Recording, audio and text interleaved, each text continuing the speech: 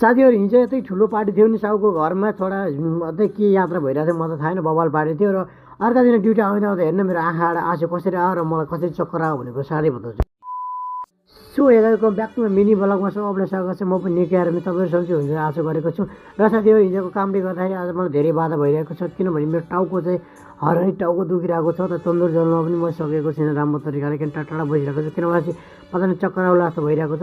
साथीहरू चक्कर आए पनि होटल लाइन भनेको इच्छा जे चक्कर आओस् जे आओस् आफ्नो ब्रेक नहुँदासम्मलाई आफूले चाहिँ पर मेहनत तरिकाले काम गर्नुपर्छ र माथिबाट क्यामेराले त हेरेर हुन्छ सन्चो छैन भने भन्नुपर्छ नत्र सब छ।